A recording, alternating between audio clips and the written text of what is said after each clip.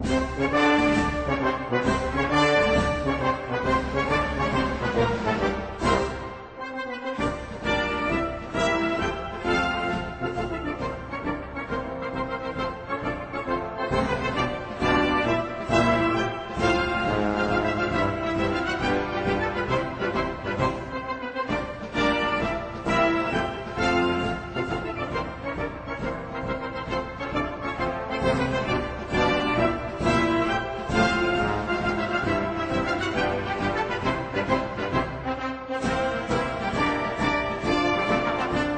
begin.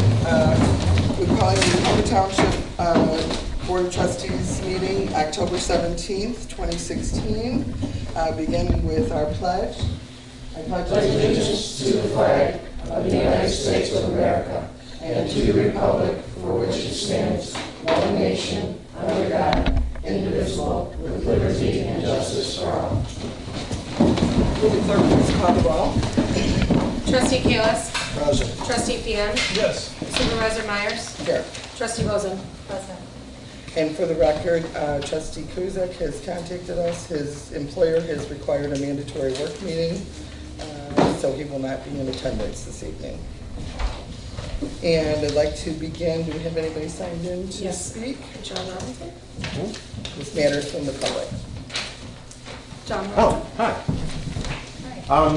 As you guys remember from the last meeting, we came in and we were talking about issues, not issues, but some possible things with the dog park. We did meet with the Open Space Committee, some of the members of our group, and I'd like to thank Supervisor Meyer, Clerk Lindsay Soa, and Committee Member Josh, who's obviously not here. They listened to our ideas and had a lot of good ideas themselves, and we had a pretty good discussion on the matter.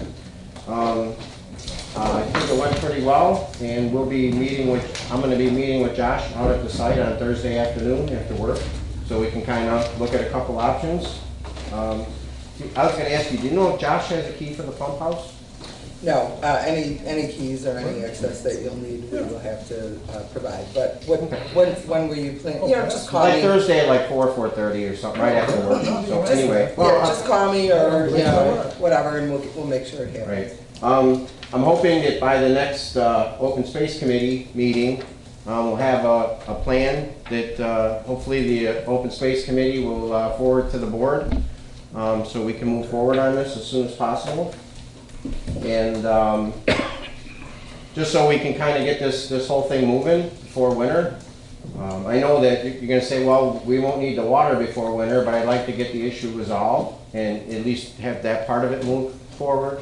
I know the issue that we were talking about with the shelters actually makes more sense to wait till the spring, because it doesn't make sense to put something else up, something really nice up and have it all beat to shit by the spring because it's out there with the winter. The only matter that I did want to clear up from the committee meeting, committee Chairman Fian had mentioned in the meeting that we had our petition signed, and he had mentioned that each one of our petitions, we only had like 20 signatures from actual township residents on our petitions. And I went back through the petitions and verified all the addresses on Google Earth, and the petition that we had requesting water for the park, we had 135 signatures on that petition. Only 2 of them were outside the township. And on the petition recommending a change in the fence layout, we had 123 signatures on that one. And those same 2 people were outside the town. We had one from New Lenox Township, and then one from the city that lived in the city of Joliet, city of Lockport, outside Homer Township. So, just so, because we did mention that at the meeting, and I wanted to make sure that, because I know you were there, and you were there, and you were there, just so everybody kind of is clear that that wasn't the case. So, and that's what I had. Have fun at your meeting. Thanks, John. Thanks, John. Anybody else? Lynn McGarry. Hi, Lynn McGarry here from the Homer Glen Area Chamber of Commerce. I have to get used to that. Inviting you all to please come to our installation this year on November 17th at Ruffled Feathers. It's always a good time. It's a good meal. And I also handed you a support sponsorship form. If you could possibly see your way clear to sponsor our event, we really appreciate it. And I hope I see you all there. Thanks. Thanks, Lynn. Lynn, what are you looking for sponsorship, like raffle prizes and such? Is that- Raffle prizes, silent auction, or monetary support. Okay, Yeah. all right, thank you. And monetary. And my got that one. All right, that's everybody? All right, then let's move on to our accounting. We need to get a motion for the September 26th account payable and receivables. I'll make that motion. So we have a motion to accept? Yes. Motion, and do we have a second? I'll second it. We have a motion and a second. Is there any discussion? Hearing none, will clerk call the roll, please? Trustee Bozen, Yes. Trustee Fian, Yes. Trustee Kalis, Yes. Supervisor Myers. Yes. Motion carries and the bills are approved. At this time, we have no funding contribution requests. I'm not aware of any line item transfers. This would lead us to the Highway Commissioner, Mike DeVivo's report. Thank you, Madam Supervisor. We have one project left for the year, and that's a major drainage project on Green Road. We should have a pre-con meeting on that on Wednesday. Green Road will be probably closed down for 2 or 3 days while we do this. This project, although nobody will lose access to their house, determine where they may have to go in off 151st or 143rd, but as soon as we get this information as to when the road will be closed, we will put that on the website. The bid has been awarded, but again, we have to meet, sign the contracts and have a pre-construction meeting, and there we'll have the information. Other than that, we're pretty much buttoned up for the year. We're shutting down, getting ready for winter. The new addition, which you've all been hearing about for years, is really moving along well. I'm really confident that it'll be complete. We'll be in the new addition sometime in November, and this would certainly help us get all our trucks in that are out plowing at the end of the night in under the roof, and make it easier to go out the next morning. Any questions? Keep the salt from Yes. washing out, huh? Overnight when it snows on the salt. Yeah. Any questions? Thank you, that's it. Thank you, Mark. Thanks, Mike. Okay, Karen, our assessor, do you have the file? Basically, we're in order review mode, and this is what we have quite a few hearings this year. For We're going appeals. along, yes, for appeals. All right. So keep us posted on that. Yeah. Okay, then go on to Clerk Lindsay Sola. I have to provide my apologies. I was out of the office on Friday due to illness, and so the board meeting minutes and the executive session minutes were not included in the packet this month, so I'll have them for approval in October. My apologies.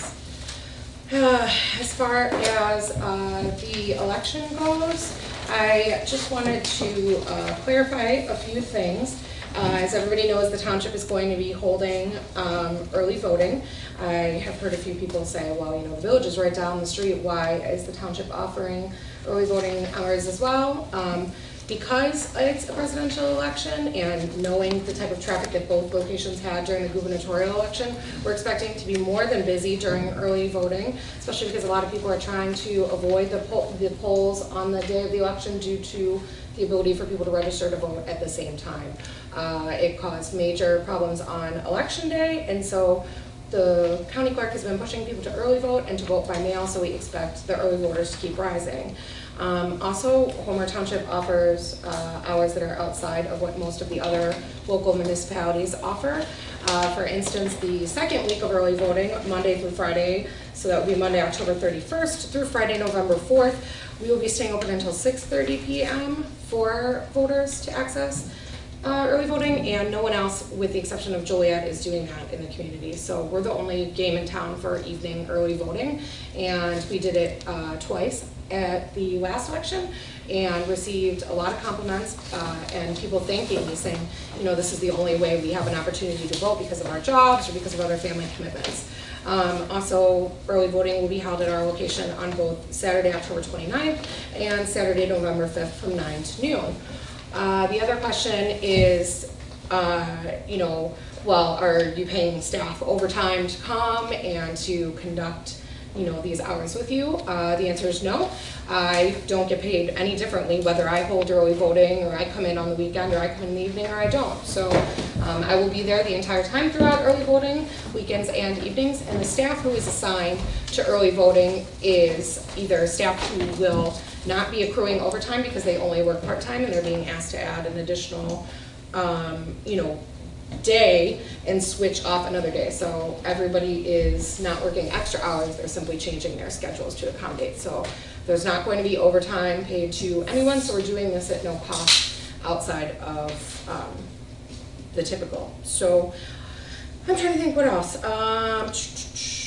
All township residents are permitted to vote at Homer Township, but actually all residents of Will County are able to vote anywhere within the county now because of new election laws. So anybody who might work in Homer Glen but lives in another community is welcome to stop in at the township and vote as well. What else? A lot of people have been coming in trying to early vote already. Early voting has started in Joliet, but has not started at any of the other auxiliary locations for early voting, any of the other municipal or township offices. So unfortunately, people are a little bit confused. We've had a lot of people calling about vote by mail and the change in the registration process. So if anybody has any questions, please feel free to ask me, call the office, and get the correct information. There seems to be a lot of incorrect information floating around about where you can vote and when you can vote and how you can register. So please contact the people who are in charge of it so that you don't get the wrong information and miss out on voting. And that's all I have unless anyone has any questions. Oh, very good, thank you. Okay, I'd like to move on to the supervisor's report. I'm sorry. Yeah, the only other thing is that with early voting, some of the committees may be affected. I believe Park and Rec meets at the Township Administration Office during the first week of November. Yeah. And early voting is scheduled to be there till 6:30. So we'll just need to talk about adjusting any committee schedules that are I don't think affected that's by gonna that. But yeah, okay, sorry. Now I'm done, I promise. No problem. Okay, thanks. So let's go on, the supervisor's report. Under the finance, we have completed the annual filing of the controller's report for all the departments. That's been done and posted to the comptroller's website. It's on them to make the posting. Seigen Hayes has completed the transition of the accounting records and have scheduled their monthly site visits for all the departments, and the transition seems to be going very well. We have an item, Public Act 99004, which has been enacted through the state, and it requires all units of local government to adopt an ordinance by January 1st, 2017, to regulate the reimbursement of all travel, meal, and lodging expenses of their elected officials and employees. I've provided a sample ordinance to the board, and they can review it and make recommendations so we can provide a draft for the November meeting. I did speak with, I did also forward this to the attorney. Let me just say before we get to that part of the agenda, we already have a reimbursement policy that everything needs to be approved by the board. So we basically already do this. We don't approve any expenditures for mileage or anything without it going before the board first. We will go through and adopt some sort of an ordinance, but it should have very little effect on our procedures currently. The inquiry I had of legal counsel is, would this ordinance also have to be prepared and adopted separately from the road district? And under the approval of the highway commissioner or under the board, and the same thing for the assessor's office, since this includes employees and they have separate employee handbooks and whatnot. The assessors is clearly under the umbrella of the township. Highway department is a little bit unique in that it is basically autonomous with respect to its budget. But of course, we overview that to make sure it is within the legal parameters. So I would suggest if we were doing an ordinance, that it reference the highway department as well, assuming that there's no objection from that. If there was any divergence of opinion, then yeah, you could pass a separate resolution regulating the reimbursement of expense within your department. Okay. I'm assuming the board has all reviewed their packet and has had a chance to look over the sample ordinance. Are there any immediate recommendations in preparing a draft from the board? I don't know, I read it, it seems logical. I mean, some of it looks like it's mandated by the state, so we don't have a whole lot to say about it. No, that's not true. We just have to formulate a policy. This is a sample that was, that was Okay. given to you. And what it does do, it incorporates, you can choose whether there's a federal standard for mileage and that. But the problem with this is that it doesn't require pre-approval. And, at least historically, this board has always pre-approved expenses. So we just need to do a policy. And if we simply codify our existing policy, that's perfectly acceptable. If there are things in here that, you feel should be incorporated, we would, in all likelihood, after the board makes a decision on it, take this format, make what modifications we deem appropriate, and that would be our policy that we need to enact. So now, how would that affect the the highway commissioner and assessor's office? I mean, right now, we don't approve any of their expenses. I mean, essentially, they just give it to us after they've already, used it. How does that affect that? Would we have to pre-approve those also then? Well, it depends on what the ordinance provides and whether or not Mike is in agreement with the proposed ordinance. If not, he can do his own. Okay. Well, I'm just curious. what expenditures do they just make and we have nothing to say about? I mean, we have employee handbooks addressing mileage and parameters that have all been reviewed by when boards. the assessor goes to classes, she doesn't ask us for a pre-approval. She just goes and signs up for the classes. Right, Right. and some of Okay, those that's what I'm classes talking about. are required by law, and Sure. this has all been discussed and approved by not only this board, but previous boards. And in fact, we've actually adopted, I think, a much lesser mileage amount than the state. I think we're still at like 48 cents when I think at least 55, it's gone up and down and whatever. So I mean, it's not like that these parameters have not been set, they have been set. And again, the handbooks, the different things talk about what people have to do to get reimbursed for mileage. We've made policies and discussed them when our previous clerk, Steve Balich, wanted to get reimbursed for his mileage.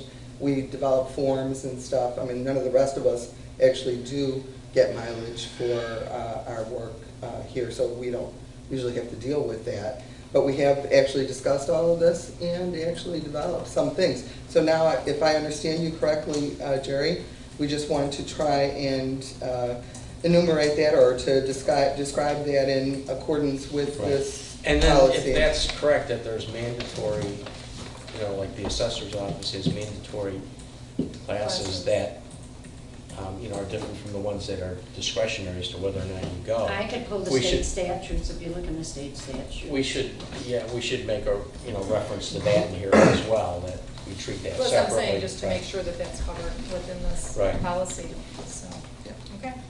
Okay, so I guess the way we'll proceed is we will continue, the council and I will continue to try and work towards a draft. If there's, as you all review it, if you have any specific suggestions, or same thing, Mike, from your department, it would be nice if we could put this all into one ordinance instead of having separate, but, I don't mind that. I have to say, we really, because we have so many vehicles. Right. We really hold any travel to it. I know. And if anybody's going anywhere, I just as soon have them take a township vehicle because of insurance reasons. I Right. mean, it's so much, somebody gets in a township business, gets in an accident with a personal Right. vehicle. No It coverage. gets rather complex. Yeah. So even when they go to Springfield, and occasionally we do, we take a company vehicle or rather a township vehicle.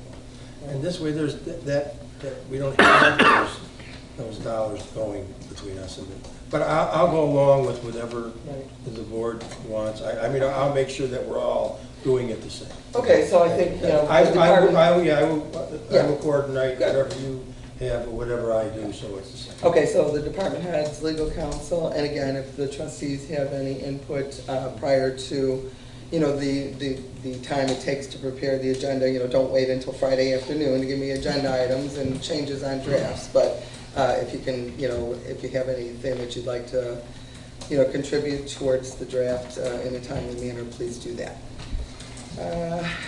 And this has to be adopted by January 1st, so we have plenty of time. You've been provided with an update of the Clark the Mosquito program. This has been a tough year for mosquitoes and all the other mosquito-borne illnesses and diseases and germs. They have beefed up their program, so we normally don't do as much truck, the old-fashioned truck spraying, but they did beef it up this year. They had a lot of extra calls. We have a hotline, for those of you that don't know, through Clark. We have a hotline for troubled areas. The amount of calls that they received and responded to increased dramatically this year, but so far it looks pretty good, and it doesn't seem to be a rise in any of the other issues that we've been contending from year to year. Going on to senior housing, we're currently at full occupancy for all the units, and the rents are all current. For the administration, we have the administrative office. We've been doing some upgrades and some work to try and bring our system into a new century, let's just call it that. As we're going through, the office computers do require software and license upgrades. 3 proposals have been solicited, and there are recommendations, and I would request a motion to approve the lowest of the 3 from PCM Tiger Direct in the amount of $2,659.93 for 7 licenses for Microsoft Office Pro Plus 2016. I'd be happy. Make that motion. We have a motion and we have a second. Is there any discussion? Yeah, I've got a question. There Yes. isn't very much difference in the 3 proposals. Is there any kind of service or a service agreement or a maintenance agreement to where one would be better than the other one? No, all things are equal. Okay. CIP has worked on them. All things are equal. And in the software, there's usually no. And this is just strictly the software. There's not There's no usually support or right. something, okay. And through our IT, the professionals, we really don't have a company with a monthly service agreement. We pay on an as-needed basis for our professionals. So we don't really have a service agreement for that type of work. Okay. Anything further? Hearing none, I'd ask the clerk to call the roll, please. Supervisor Myers? Yes. Trustee Bozen? Yes. Trustee Kalis?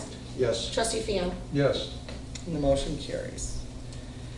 The roof replacement work, you may have noticed, has begun, and they've got actually the old one torn off. They've got it's not the shingling, I can't think of it. The underlayment is all up, and so it's safe from the weather. The shingles will be delivered on Wednesday, and we anticipate that we should get this thing done before the end of the week. They did indicate this morning that shingles were in a lot worse shape than they thought they were.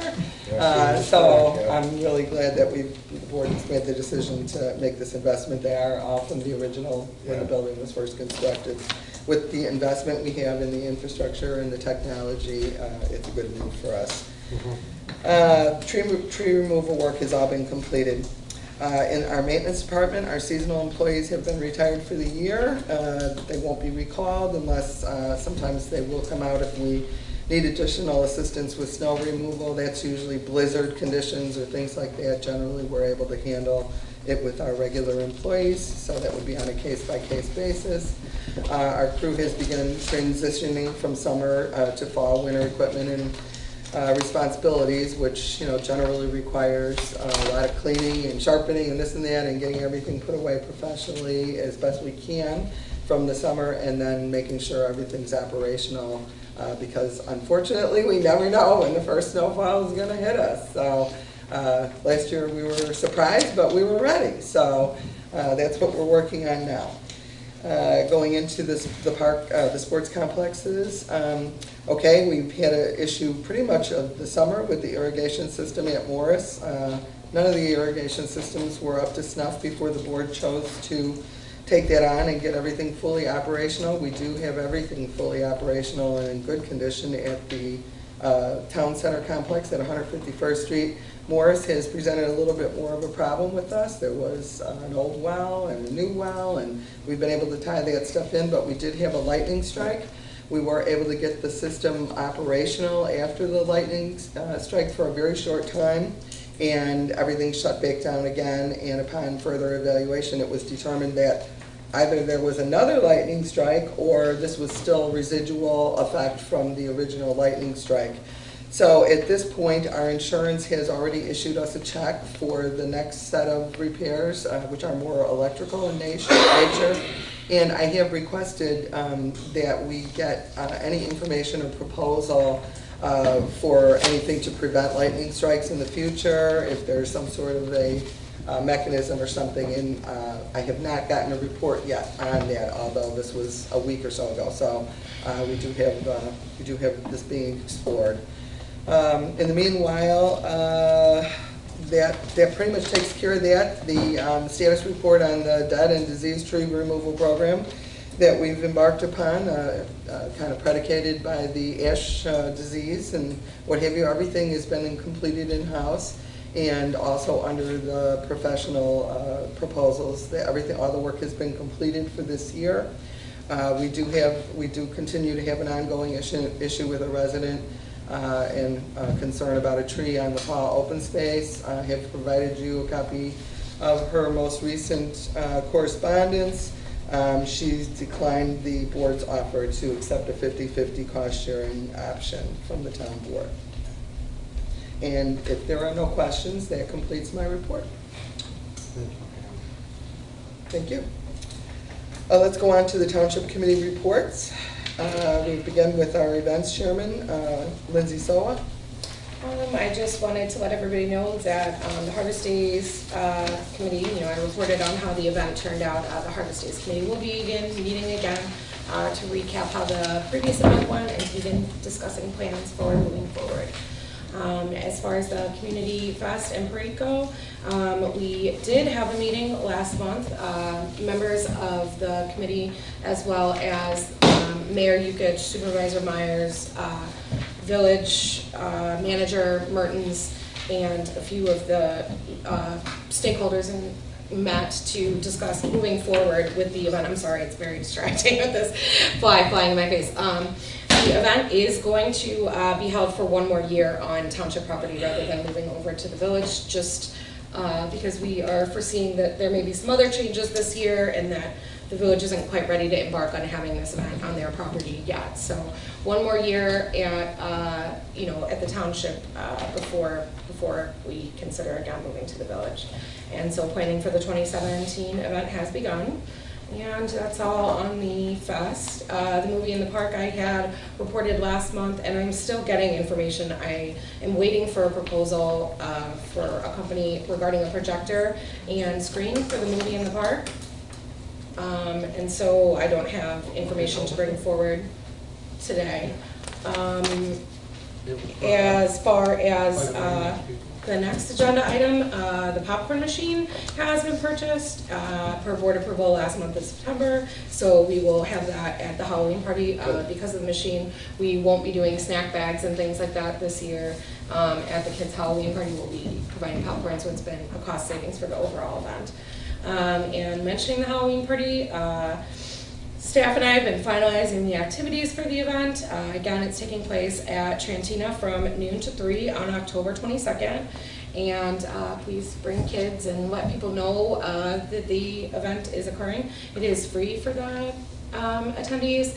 Everybody, all the kids, well, up to 225 receive a pumpkin. We do pumpkin decorating crafts.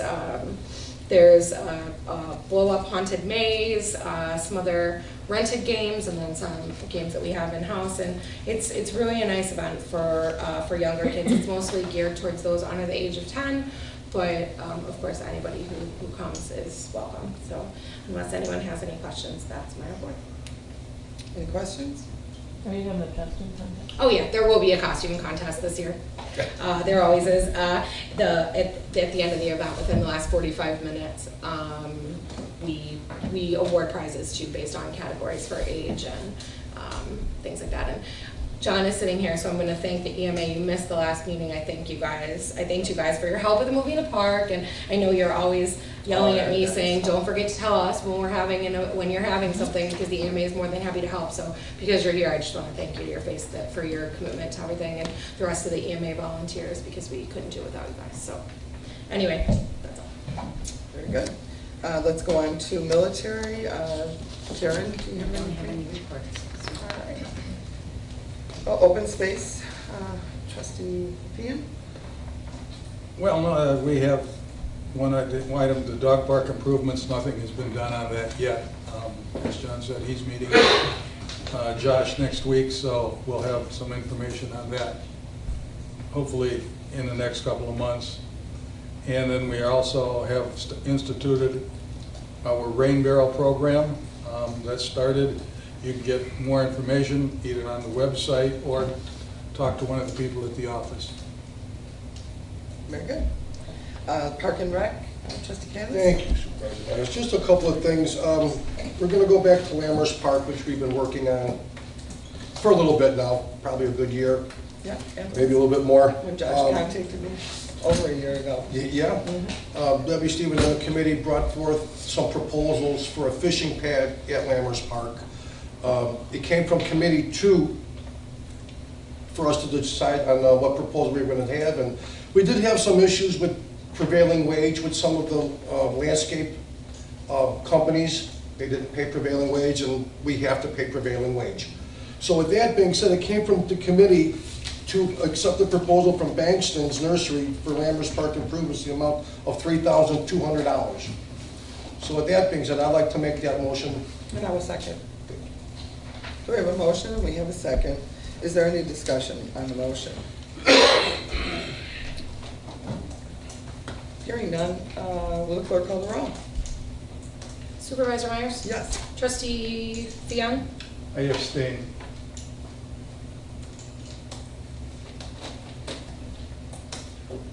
Trustee Kalis? Yes. Trustee Bozen? No.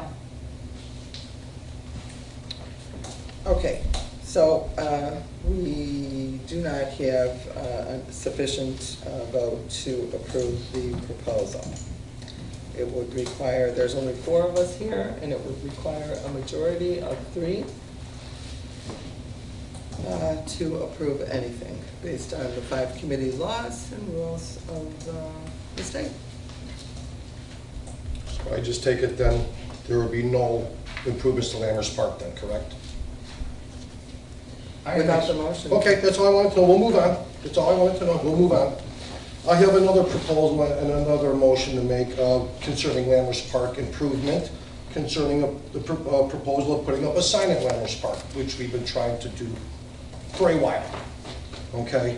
Now, with that being said, I would like to make a motion to get a proposals not to exceed $3,000 for a sign at Lammers Park. Are you making that motion? And I'll make that motion. I will second. Are you saying you're making a motion for a proposal? To Or- get- or For to the get- installation, well, I mean, quite honestly, we'll have to get proposals because it is gonna be a couple, $3,000. So we will get proposals not to exceed $3,000. So we'll approve the sign and what it looks like before we install it, correct? It'll come before. Well, we actually have already done signs, and they generally run between $200 and $2,500. We haven't purchased one for a while. It would be similar to the one that was put at the Paul and Purdy property. We've already approved our logos and our stuff. When we met in committee, we talked about refurbishing signs in all of our parks. And one of our discussions was that the only difference is that we would like to add, since these are active sites, we would like to add our website and the office phone number on there so that when people are in the parks, if they have any inquiries or any questions, they would have a contact place. So we don't know the exact amount. I anticipate it'll be similar to that price range again, but just to be safe. And it would be the same basic sign that we're using everywhere else, so. Well, I'm just making sure then you're not gonna actually install this sign, you're gonna bring it to us next meeting. It's just a proposal, correct? No, the motion is to approve the design and installation of an identifying sign Okay. at Lammers Park. The design actually takes place by the sign company. Right. They actually design whatever we have and whatever we put in. And they're asking for this sign to not exceed $3,000. We do have the amount budgeted. Okay. Yes. I would really like to see the sign and approve an actual sign and an actual cost. Have an actual invoice in front of us as opposed to just something like this, which is vague. Okay, well, the motion was, and this is discussion. I know, that's what I'm saying to you, is that's what I'm. Yeah, and I'm just saying to you, I'd that like to was the see motion. something in writing, and Okay. I'd like to see a portrait of what it's gonna look like I before don't think that's approve gonna it. be an issue. Okay, Well, my only thing is we have a motion and we Yep. have a second. So Yes, when we another have to vote on it. person Yes, says something to the contrary, that doesn't change the motion. correct. So the motion will still stand then, Well, unless, yeah, the motion stands unless somebody, okay. makes a change to it, or unless it fails and a new motion comes back, or Right. whatever. Okay. Okay, any more discussion? Hearing none, will the clerk call the roll, please? Trustee Fian, Yes. Trustee Kalis, Yes, Trustee Bozen, no, Supervisor Myers. Yes. Motion carries. well, Okay, let's move on. that concludes my report. Oh, I'm sorry, Ed. Sorry. That concludes my report. I just would like to say, I mean, we're doing everything we possibly can to improve our parks, and I just want to say I'm a little disappointed tonight concerning some of the votes from the trustees, because we're only trying to improve everything that we have. With that being said, thank you. Supervisor Myers. Did I just say something?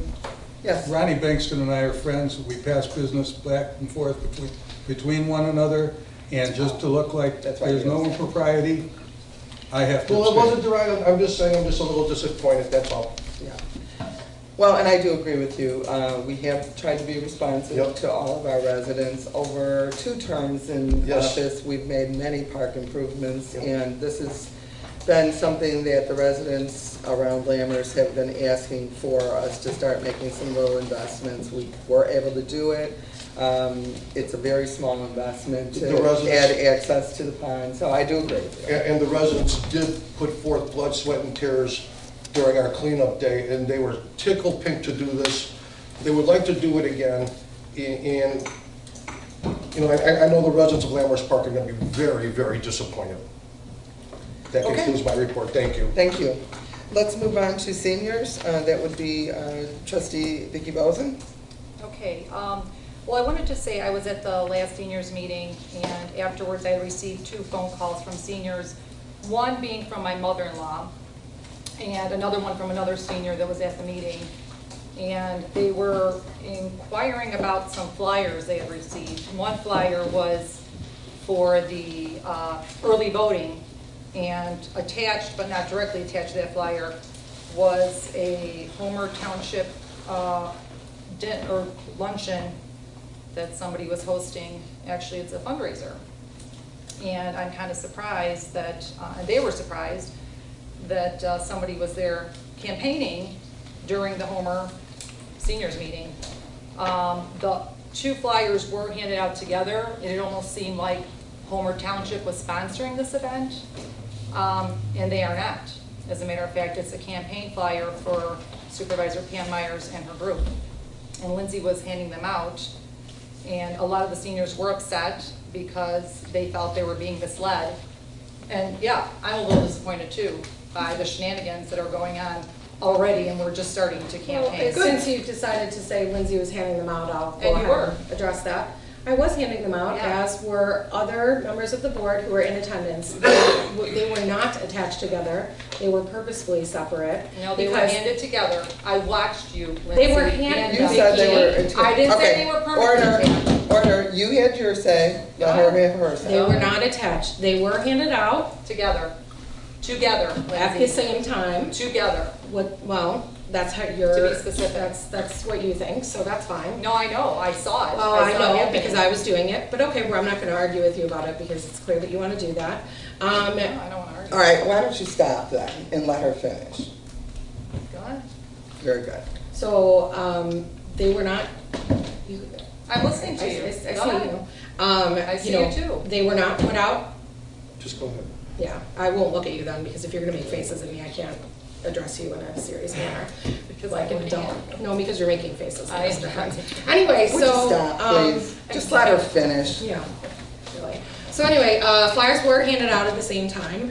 Anybody, else who wishes to address you can, but the flyers are for an event called a Senior Appreciation. It is, in fact, yes, being sponsored by a group of candidates who are running for office, but it's not a fundraiser because, as you see, the cost of the event is $1. So it's clearly not meant to generate any funds. It's meant to be a senior appreciation event in celebration of Veterans Day. So I'll say that. I would also like to say that it's really not that different than, any other elected officials who visit senior events when the election comes close and bring food and, She hobnob and campaign. Hasn't gone for about 2 that as terms. well.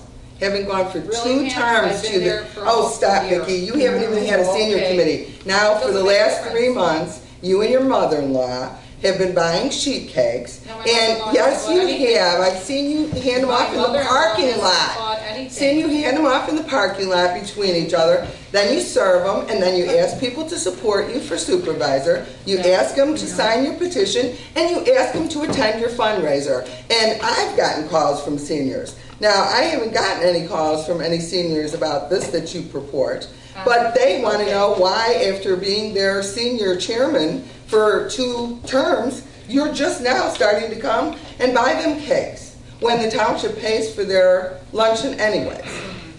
Well, So let's talk obviously about you know that. a lot, because I. Well, obviously I do. Really, you've seen me handing it off to my mother-in-law. That's. Yes, it Well, is. just as you've seen This us. big- No, I actually seen your mother-in-law bring the cake to you.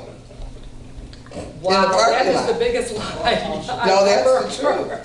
That is the truth. No, Pam. that is So the biggest anyways, lie. let's keep to the point. Can I- So the reality of it Point is, Jackie was also, I want to bring up, that Jackie, who was in charge of the Homer Seniors, was shocked that you guys actually did that, not even asking her if she well, would she never allow you mentioned anything to to any do of that. us. And there are flyers and things being handed out to the seniors from physical therapists, from places all over for events And and they asked things Jackie for before they come seniors. to the meeting if they can do that. You just went ahead and did it without even asking her.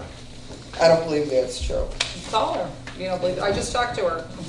this Well, evening. did you ask her if you could come and bring cake and try and Yes, I convince did. people to vote for you? Yes, I did ask her if I could. Oh, come and she over told you it was Yes, okay? Oh, Yes, stop. she said I could attend the meeting. All right, enough of the election stuff. You know, this is the last year, the last 6 months of our election, so you can anticipate for the next few meetings, we'll have high attendance, and we'll have hopeful candidates and accusations. It's above the people of the township, and let's stick back to the business. So Vicki, do you have any meetings that you're actually holding, or anything to And report? The monthly newsletter is attached. That's prepared by the senior club It sure president, is. Jackie Buck Peterson, not Yes, you. it is. Okay. So let's go on to new business. You have been provided notice from the Illinois State Archaeological Survey of conducting surveys on properties impacted by the reconstruction and widening of 151st Street between Bell and Cedar Road. They have advised that this is basically non-invasive, but what they are looking for is any historical artifacts. They may actually do some small, going into the ground, taking some samples and core samples and things, but basically you should be unaffected. But if you do see if you do see people on properties along 151st Street, most likely that's a product of this event that's going to be taking place, which is the widening of 151st Street. Now, on new business under B, location of campaign signs, Trustee Bozen has made a request, and so I would ask you to take the floor, please. Sure, I'd Trustee just like Bozen. to make a motion to accept placing or displaying of campaign signs only on private property. And of course, I'm not gonna get a second, Well, so are we we might talking as well about, just. are we talking about? Well, the are you village making a ordinance? motion? Yes, Well, you said request, so, Are you talking about the village ordinance, Vicki? Or Okay. are you accept, are you? you know what, hold on a second. No, I'm just We making a have motion. We have a motion, I'm just Okay. making a motion. and I will make a second for the sake of discussing the motion. Okay, I'm sorry. I got you. Now, is there any discussion or questions on the motion? May I? Yes. Yes. First of all, do we have the authority to do that? Well, first of all, there's a state statute that prohibits municipalities and units of local government from prohibiting. I said, first of all, there's a state statute governing municipalities and units of local government that prohibit a municipality or unit of local government from prohibiting signs on private property. They can regulate size and that sort of thing, but you can't have an outright prohibition. Now, a municipality or unit of local government can control signage on the road right-of-ways, which, you know, historically has been done. And there may be a resolution in the highway department that does prohibit that. I seem to think in the distant past that it was one that was enacted. The one that's in the road district is there's a state statute that prohibits this. Okay, and the only thing that we in the road district certainly are, we really monitor as well, is those people who mount signs on stop sign poles and on street sign poles and on the utility poles. Those are the things that we monitor. What goes in the right of way. Or blocking vision. And blocking vision, you know, those that obstruct vision, you know, in the intersections and things like that. And we're very cognizant of that, and that we get on right away. You know, we have to take that down right away. Because the poles we erect are not there for private purposes, is basically what it comes down to. But as far as people putting signs in the right of way, you know, they're annoying. It's something we have to maintain. Most of the township right of way is rural, that grass that we have to cut, we have to stop, we have to pick them up. But the problem with monitoring this, and the problem with enforcing it, is the fact that if you can't be selective in your enforcement. In other words, you can't say, well, you know, Bob's running for office, I don't want him, but Joe's running for office, so I'll leave that one there. You can't do that, nor can you do, well, I don't want the campaign signs in there, but I'm going to let the garage sale signs be up there. Or I'm going to let the signs up for the church that's having So, you know, if you're going to enforce it, you have to go out there every weekend and take down all those open house signs and take down all those signs that they put up for, you know, this development and that townhouse and that. You can't do it selectively. If you try to enforce an ordinance selectively, you'll get in much more trouble, and you'll be in a position that is almost impossible to defend. So that's why, you know, we don't turn away from them, but we can't monitor them all. We can't monitor them always, because we kind of just, and until they're in our way, we generally don't touch them. That's the position we've taken. You know, if we get sued, it's your money.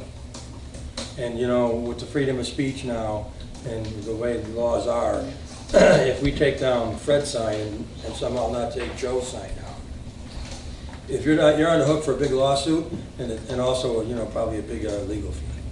So that's where we are with those. I understand some villages, some municipalities are very stringent about that.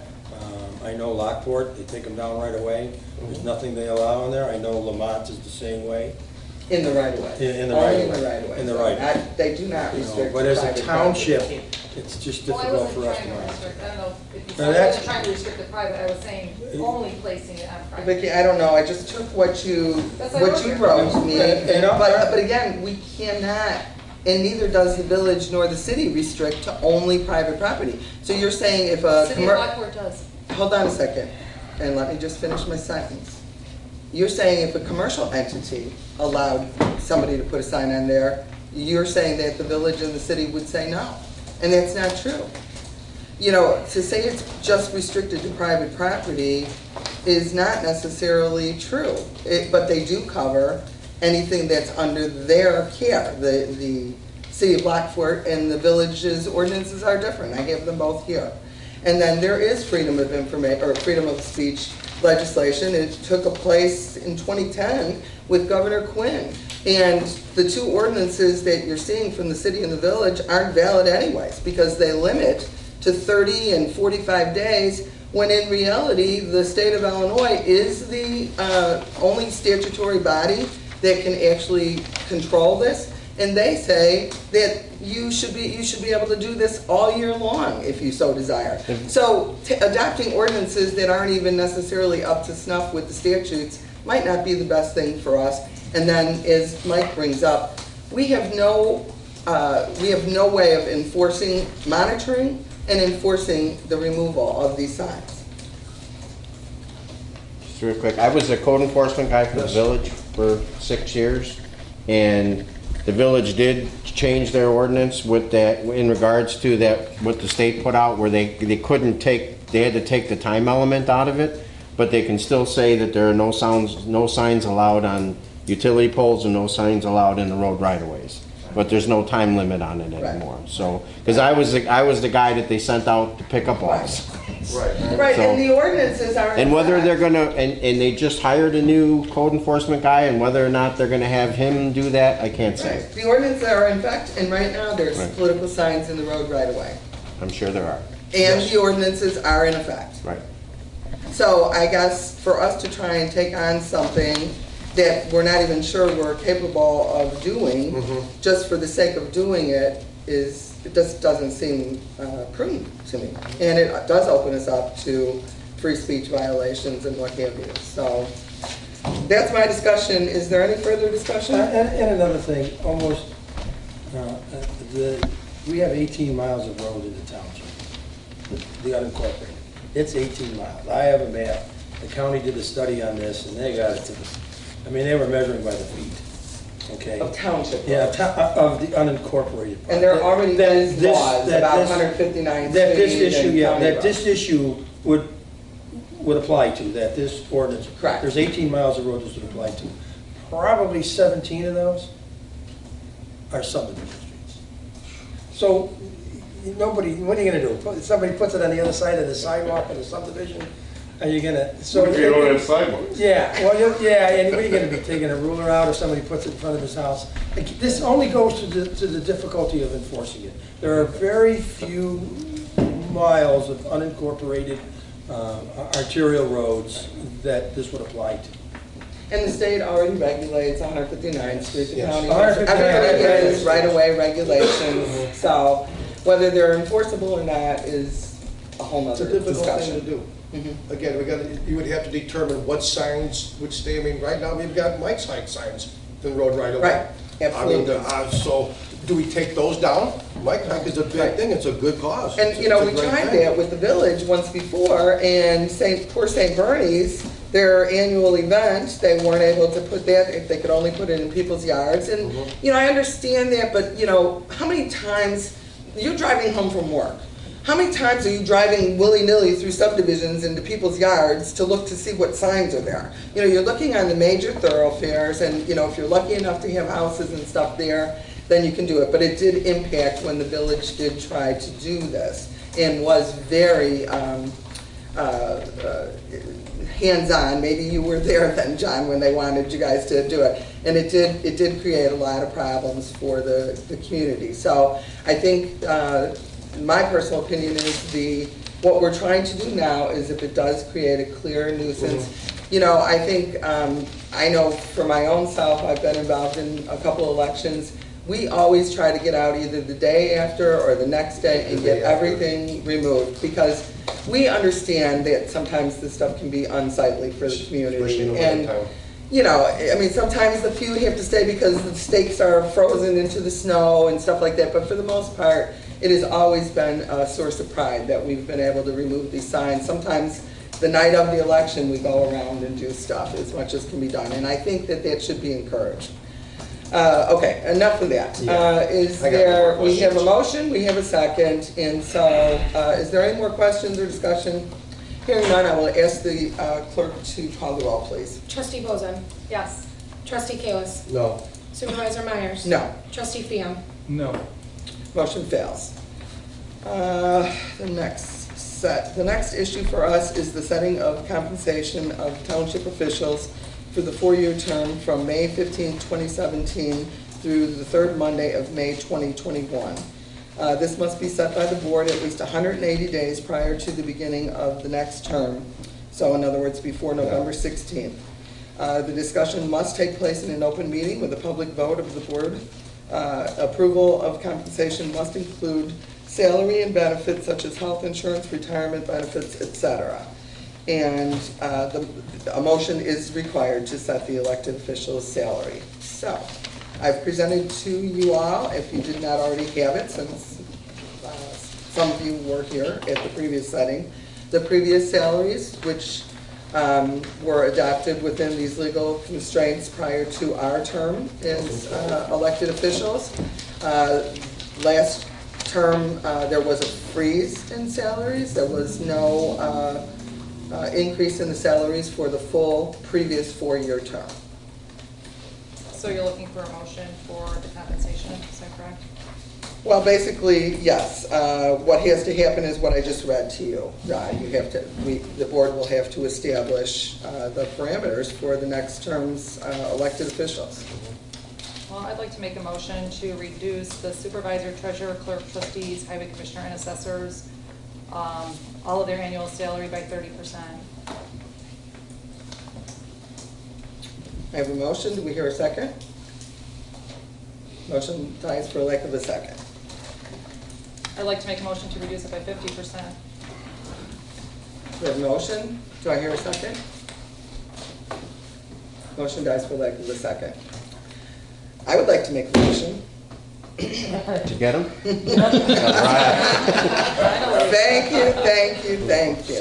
That was the motion. Short and sweet. Kind of went in there right away. I would like to make a motion, again, since the salaries have been frozen during our economic crisis beginning in 2008. I also think people will have to try, that are working full-time do have to try and make a living wage, full-time or part-time.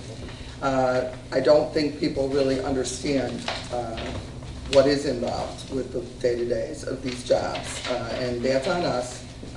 If people want to listen and learn what we do, or you get the time.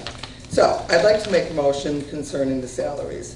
And what I'm recommending is for the full-time positions, I am recommending that either the CPI or 3%, whichever is less, is the amount of the increase beginning with the May of each year.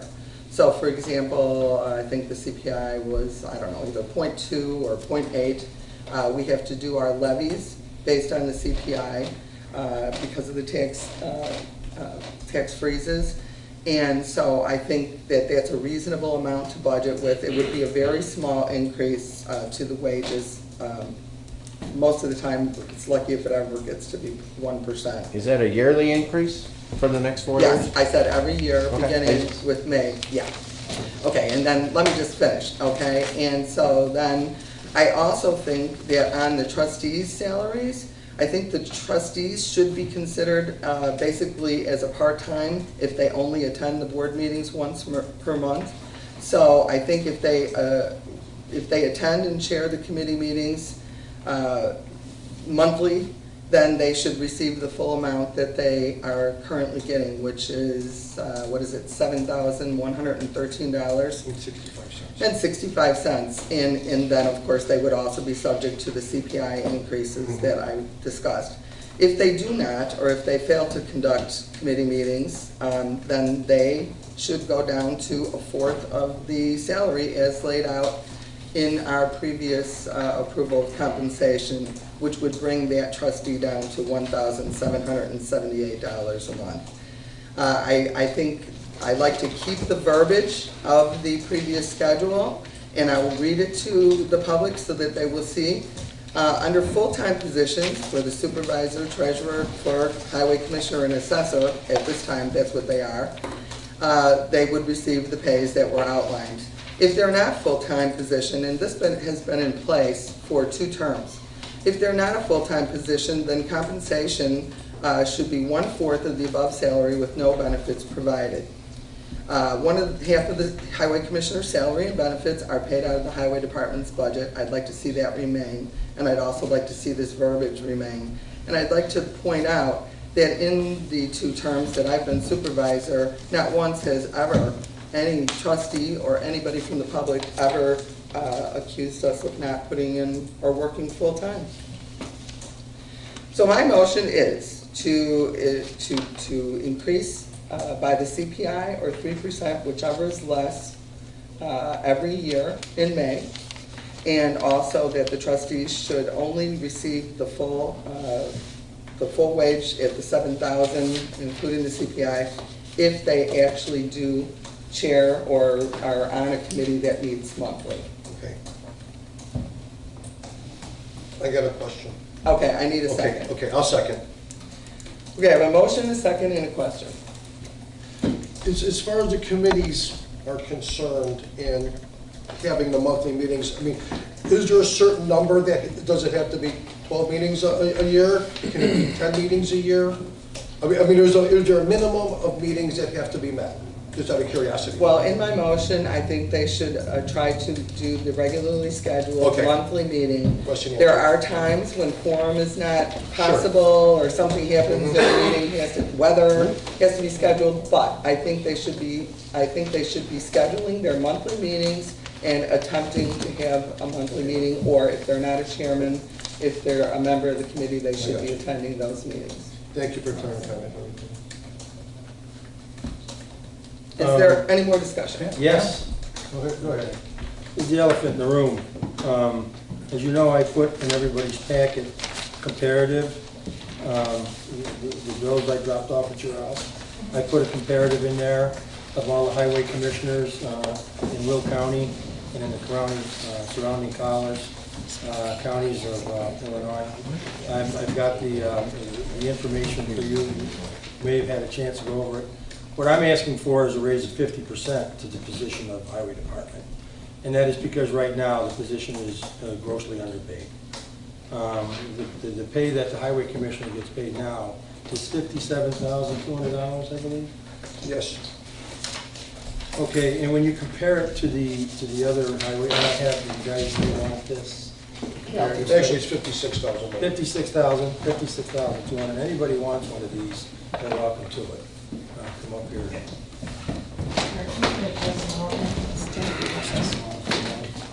No. You have several there, obviously.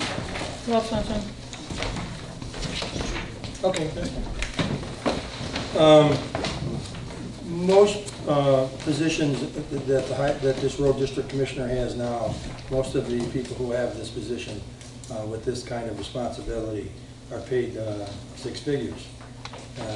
And if you look at most of the payment from around the surrounding counties, if you do a comparative study, and it's hard to compare apples to oranges because every township's a little different.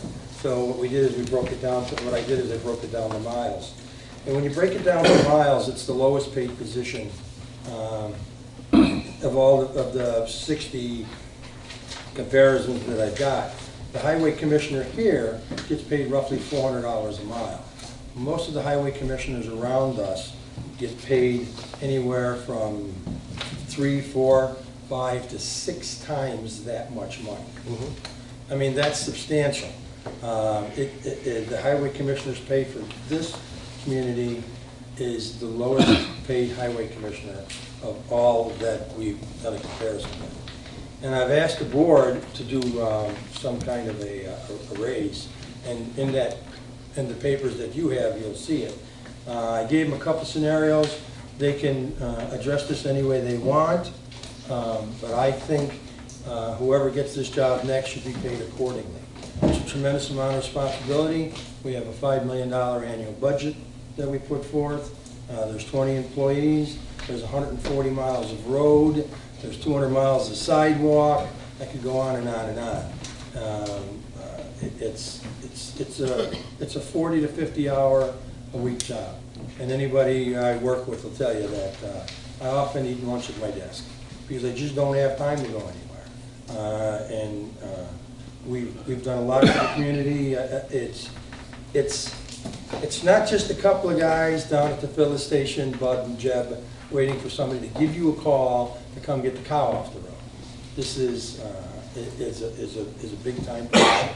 We're in a position now where our men are paid certainly well below union wages, and many of them make more than I do.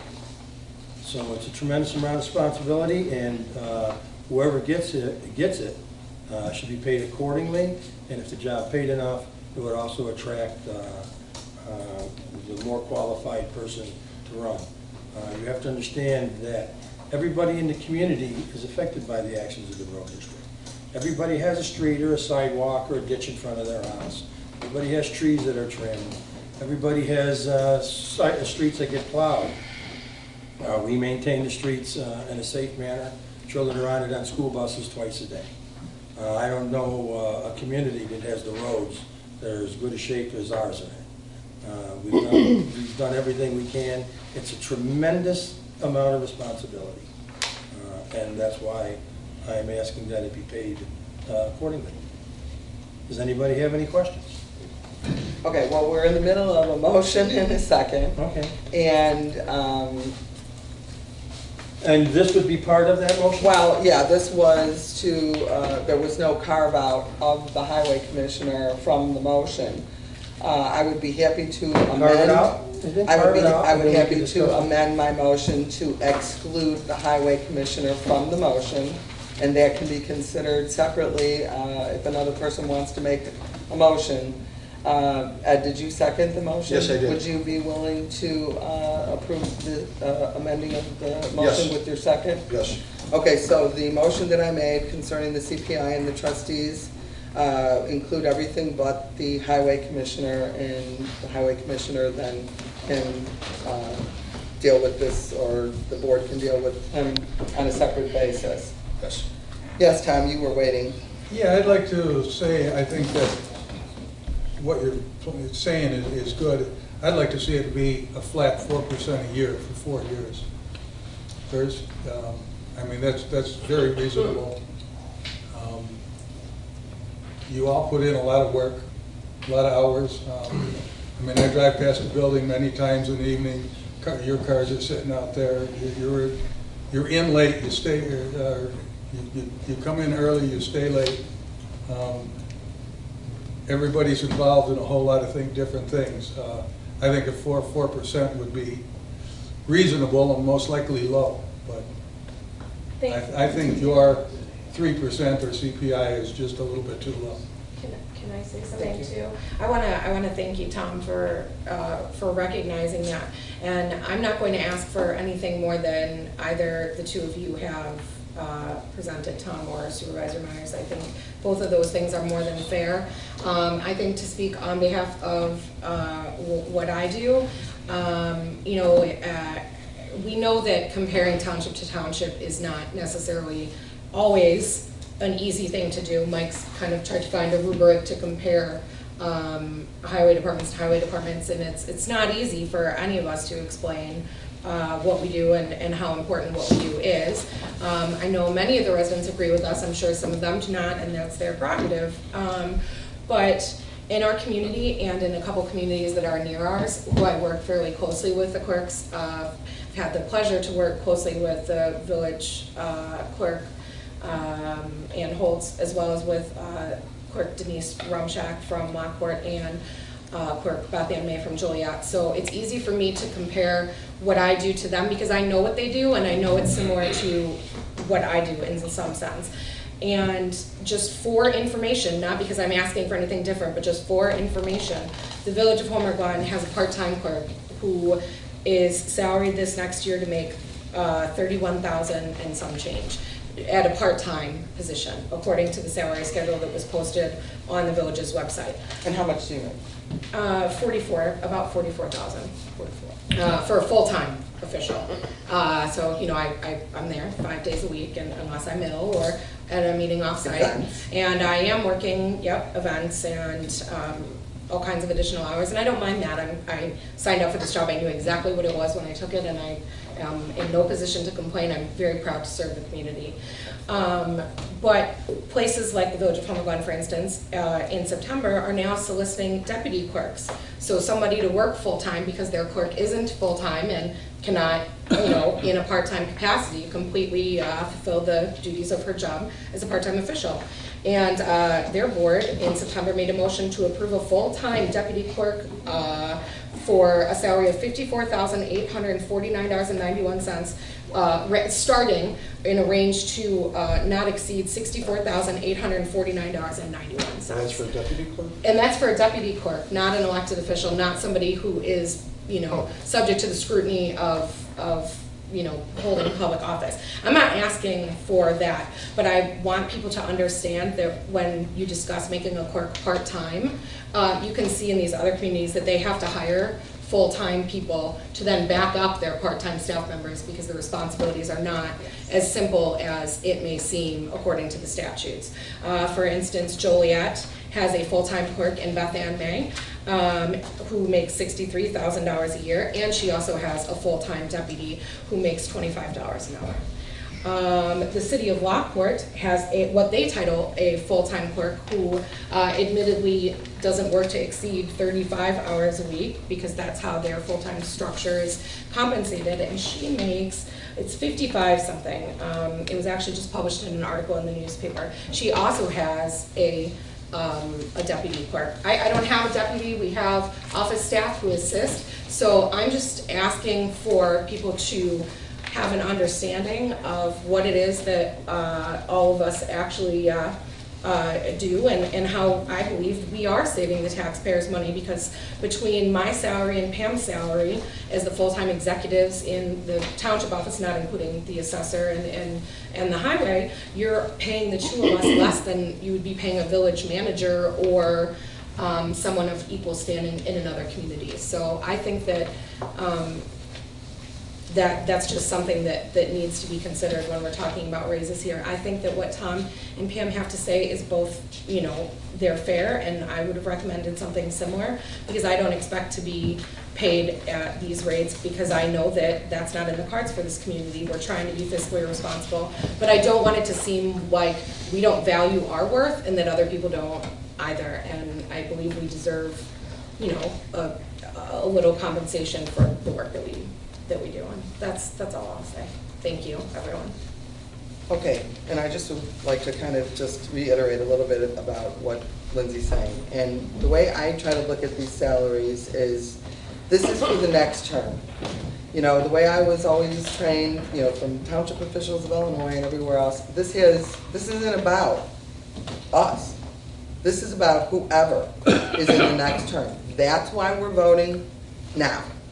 We're voting now to affect the jobs of the people that will come in. Whether it is us or it isn't us is irrelevant, okay? Nobody, you know, public service is, I think, an honor and a gift. I really do. And nobody's ever expecting to, you know, you don't have to have a college degree, you don't have to do this, you don't have to do that. Nobody's expected, you know, to be compensated in those manners. But you do have to try and make a living wage. And especially if you're going to do it full-time. If you're going to do it full-time, and, you know, again, I'm not trying to blow my own horn, but if I don't do it, just as Lindsay says, another staffer is going to do what I have to do. And what I do is I take the calls 24/7 for anything that happens in the township, whether the alarms go off, whether the toilets are plugged in senior housing. Somebody still has to dispatch employees. When I came in, employees were dispatching themselves. We had a part-time supervisor who was getting full-time wages, was going on vacation to his summer home for months at a time. The employees were authorizing their own overtime. They were dispatching contractors to come out and fix toilets and do this and do that. We have employees. These employees need to be managed by somebody that is actually taking an oath, that is actually going to try and do right by the citizens of this community. You know, if you know, I see the mayor of Orland Park, I saw the headlines. The mayor of Orland Park, He's been part-time at $40,000 a year. He's now asking to go up to $150,000 because he's going to give up his full-time job, which he wouldn't quote the amount, but it's over the 150 is what he would confirm. He's going to give up his benefits. He's going to do this for the 150,000. And people said, well, that's just because he wants to bump up his IMRF and this thing. And it probably is. I don't know. But the argument I read about in the newspaper is the argument that made the most sense. If he doesn't do the jobs that he's going to do, they're still going to pay assistant village manager and an economic developer. And they're still going to pay them probably, anywhere from 60 to 80,000, maybe more. If you look at the employees at Orland, I'm right there at 60 to 80,000. They're still going to get full benefits. They're still going to get pension from IMRF. The thing is if the mayor retires, they stop paying on his, So when you've got that new employee, you're going to continue to keep paying on that. So understand that these are full-time positions. We have a small amount of staff. I think, again, it has been our honor to bring events to the community, to work through all of them. We don't get overtime. We don't get, 3 weeks vacation. We don't get all the benefits that our employees do get. Yes, we do. And IMRF does require that anything that is over 1,000 hours goes into IMRF. That is the truth. So either which way, you're going to pay an elected official at $50,000, or you're going to pay an administrator. Again, a village manager. It's not uncommon for a village manager to make between $100,000 and $200,000. For Lindsay and I, who basically do run the office and the employees, you're getting two for $100,000, for under $100,000. So I think if the next group of people come in and do this too, then I think they should at least make a living wage. If they don't, there's a mechanism in our thing that's been here for at least 2 terms. I was a part of making it be put in here that says, for supervisor, clerk, highway commissioner, and assessor, if not a full-time position, then compensation will be 1/4 of the above salary with no benefits provided.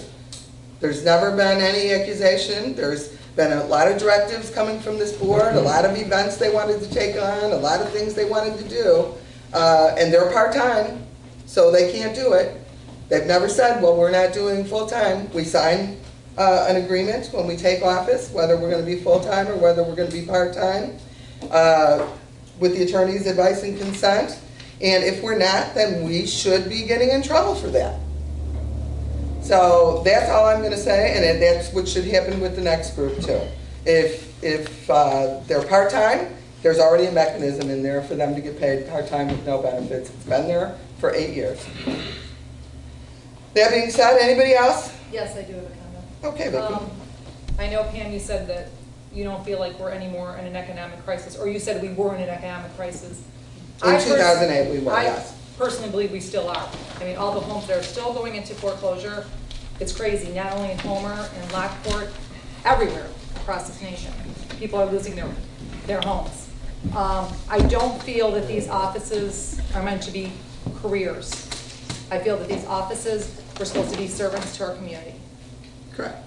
I don't feel that asking for a 50% raise is reasonable. Okay, well, we're not asking for a 50% raise in this motion. Okay, I know, but We're going to carve that out. We'll save it for them. Anyways, I don't think asking for 50% raise is reasonable. I don't think asking for a 4% raise is reasonable. I think that we should consider lowering all of our salaries. A lot of people are still giving back to the companies they serve. Companies are asking people to cut their salaries anywhere from 10 to 30%. They're asking them to give back so that these companies can still survive. I think we should take that into consideration before we decide to raise our salaries. It's easy for us to say that because we can just raise taxes. I don't want to raise taxes. I don't want to raise taxes for anybody in Homer Township. That's all I have to say. I want to say that. I have something we have to say. not, okay, all right. Let me just say, nobody's anticipating raising any taxes, number one.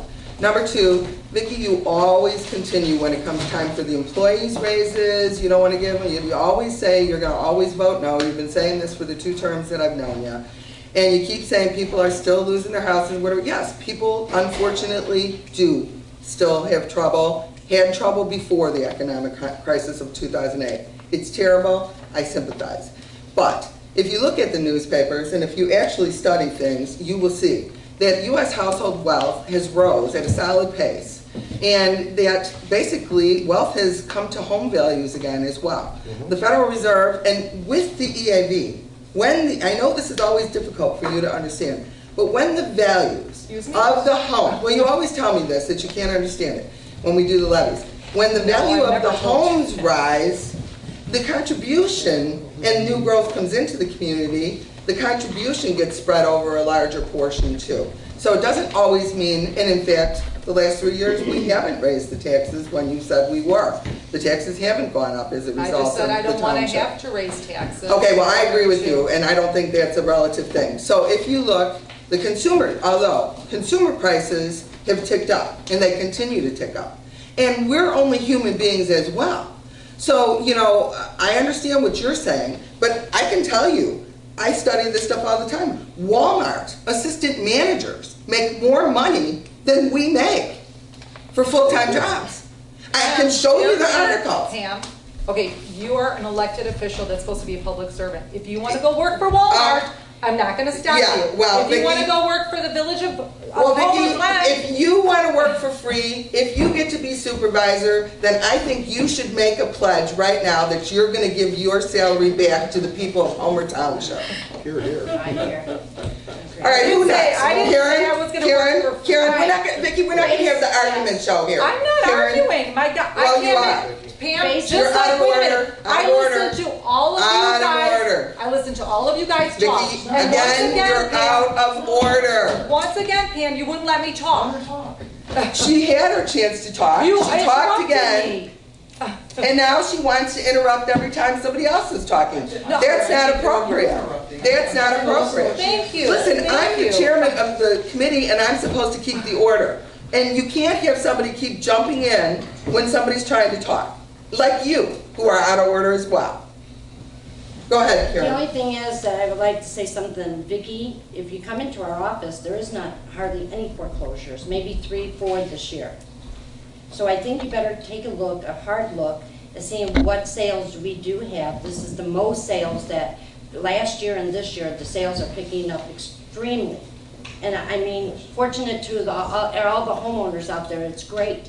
But I think you better look, I don't know what township you're going into, but foreclosures are not hardly in our township anymore. Home prices haven't rebounded.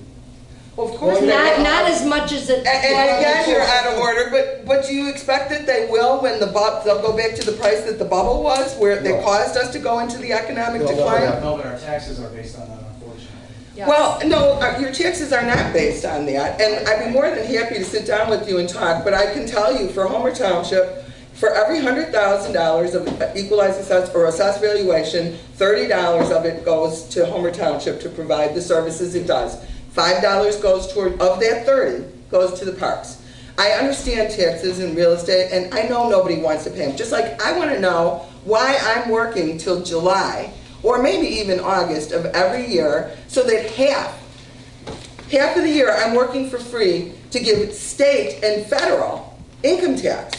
Okay? And where's that? Where's that money from the state?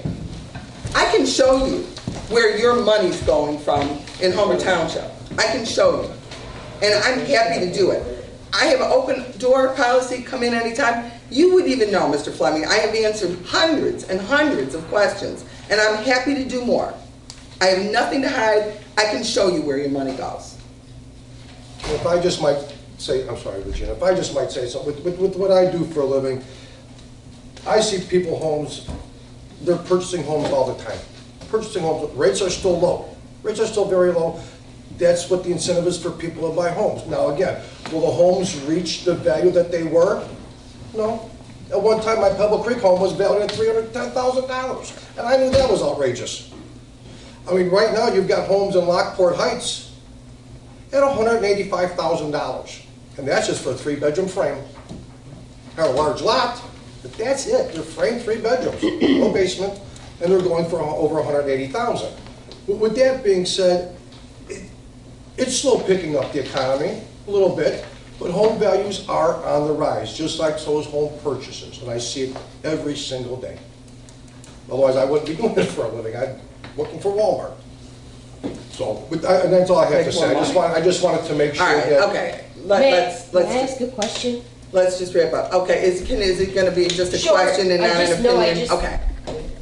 All I want to know is a clarification on what you said earlier about trustees' positions. And you said something about the pay. Let me just ask you to clarify, Yeah. so I understand this. Yes. Township trustees are to attend the monthly township meeting, Correct. and they are also to attend their monthly Committee. Committee Yes, meeting. we have a committee So policy that basically- they're supposed to either chair or serve on a committee. So basically, they should attend 2 meetings At a least month. 2 meetings. Yes. So, let me make sure I got this right. If they do not attend a meeting, they do not get paid. Like you're talking about people in the general public. Some people, if they don't go to work, they don't get paid. So now, if you don't attend a meeting, is that what you're saying, that No, you don't what- get paid? What I'm saying is, what I was saying is you'll get paid if you do not, I mean, we have had some trustees in recent times that have said that they chair a committee and they never have a meeting of their committee. And we really don't have a mechanism to deal with that in the board. So my suggestion was, I'm sorry, I had my notes here, okay. My suggestion was that the trustees should be considered to make the full amount, which is at this year, it is $7,113, say $114,000, $7,114 per year. They make about $592 a month.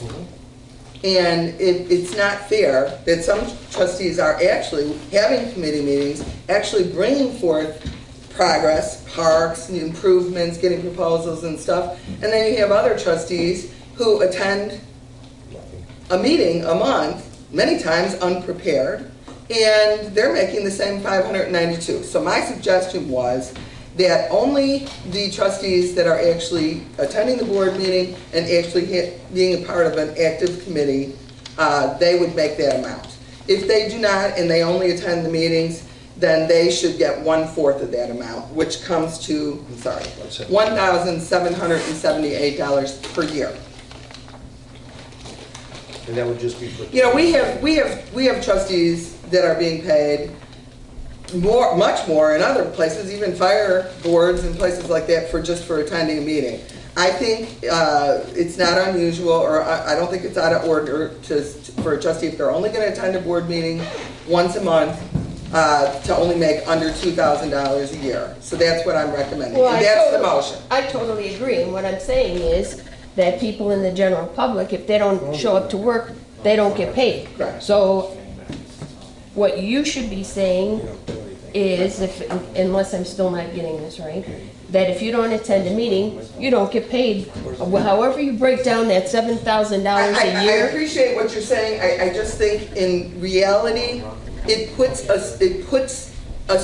a responsibility on one of the equal elected officials throughout the year to determine whether or not their trustee is actually attending their meetings. I have to step out to my car. Okay.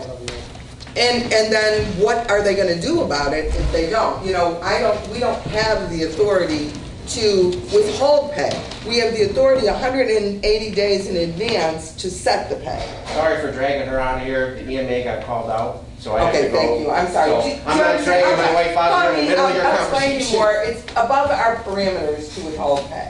Well, I As guess to elected me, it officials. seems simple. You don't show up, you don't get paid. I agree with you, but Jerry could back me up, but I'll talk to you more about it to help you understand, but that is not my motion anyway. So we're still on a motion, a second, and I think we've beat this thing to death. Good luck, be careful, please be careful.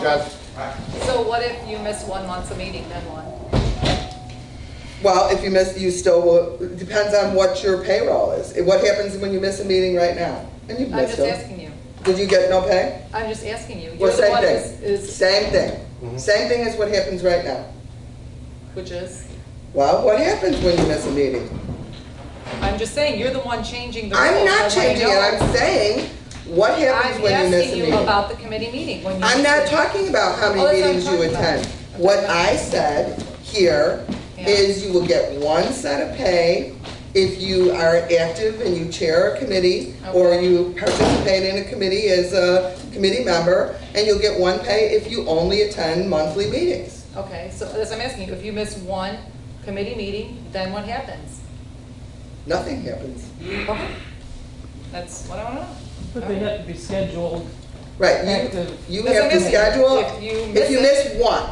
What happens if you miss all year? I'm asking you, what if What you if you miss never one? call one? What if you never set What an if you miss agenda two? and you never call a meeting? What if you miss two? I mean, what if you're in the hospital for 3 months? Well, then I what do you think the do? board will Then have that's to an take it on a excuse.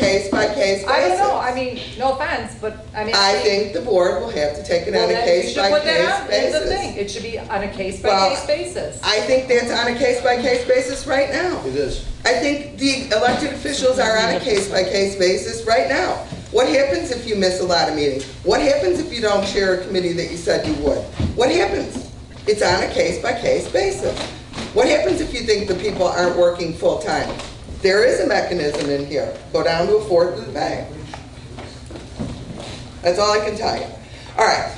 Enough. And enough, I think we've been more than generous. I do think this is an important issue for the community. I think it's also important, in a time where there's questions about your government and things like that.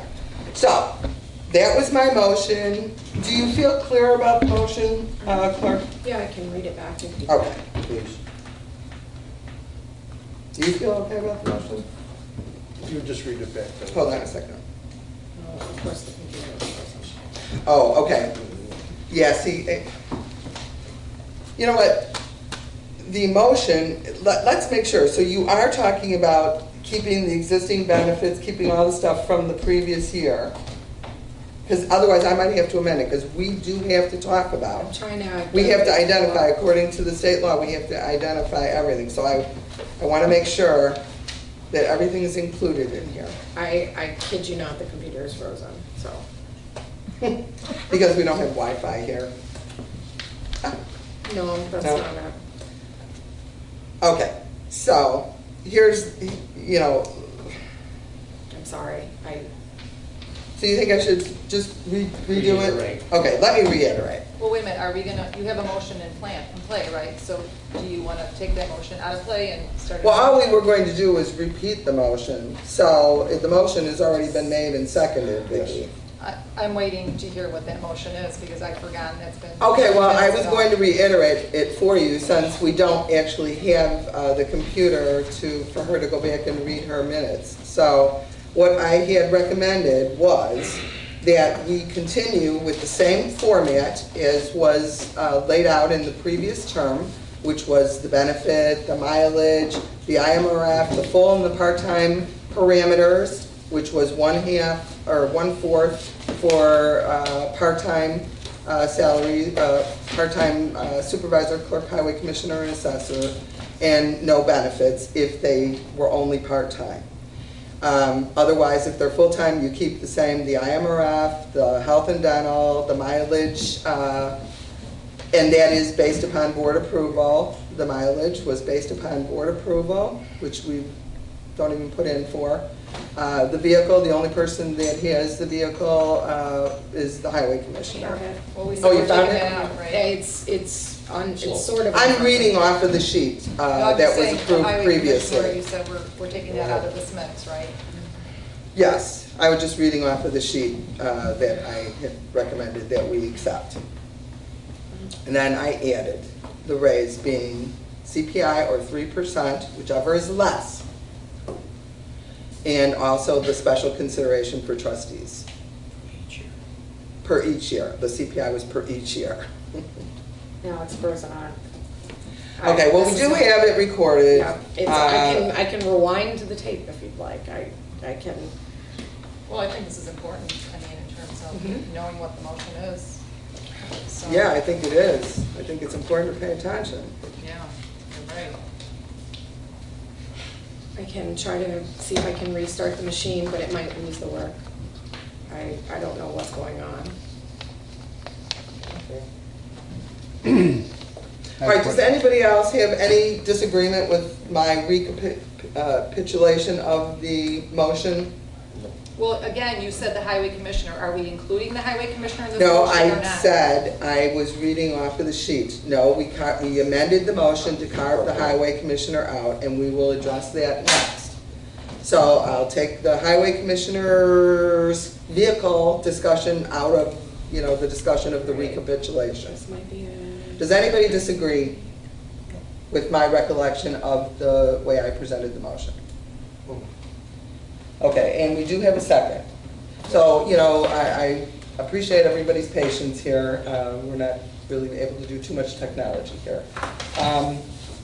So we have a motion, we have a second, and we've had discussion.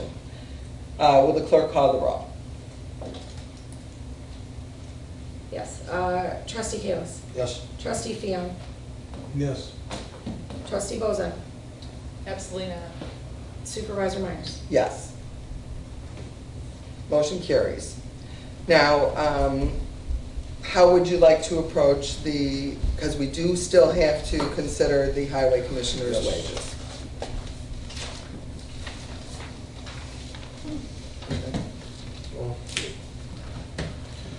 Are we gonna need a motion for that, or? Yeah, I'm not exactly sure what We have what three he's suggesting, scenarios because here. I don't really have that. I don't really have a sheet with any kind of a recommendation from the highway commissioner. Can you discuss it without a motion and then make a motion?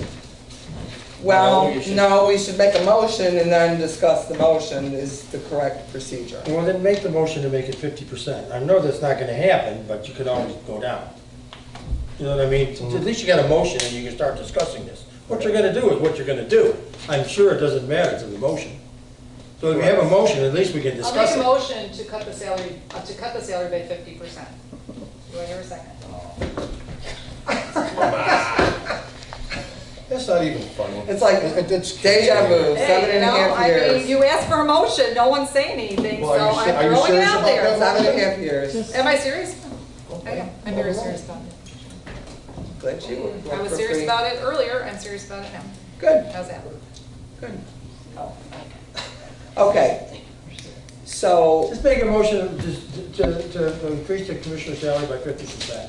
And we'll discuss it, then you can set it at whatever you want. Right, as long as the motion's out Yeah, there. well, the motion's yeah. out there. Yes. no, there's not, if there's a motion and there's a second and there's a vote on it, then. I know that ain't gonna happen. Discuss it then, after the motion, right. Yeah, well, you can make a motion for the sake of discussion. Let's do that.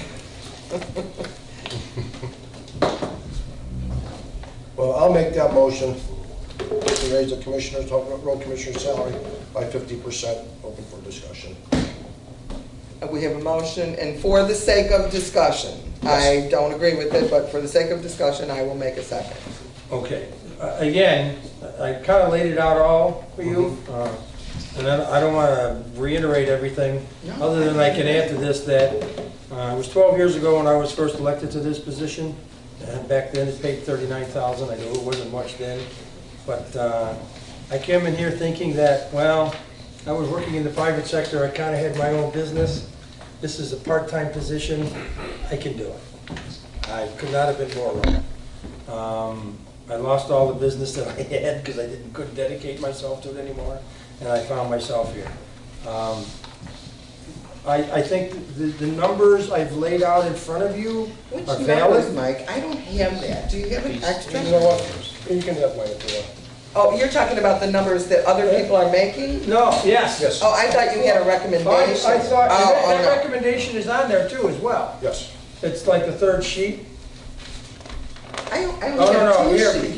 give her this one. That's why, I'm thinking, I see no recommendation at all. I'm sorry. That's okay. I'm sorry.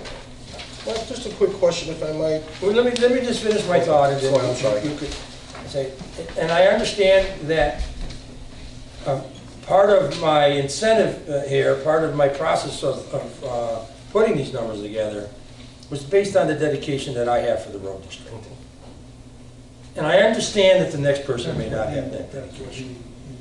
You know, the next person could very easily come in, get the job, stay home, and hire somebody to do all this.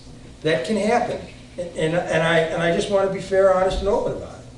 But if the highway commissioner is going to be a highway commissioner, I think he should be compensated.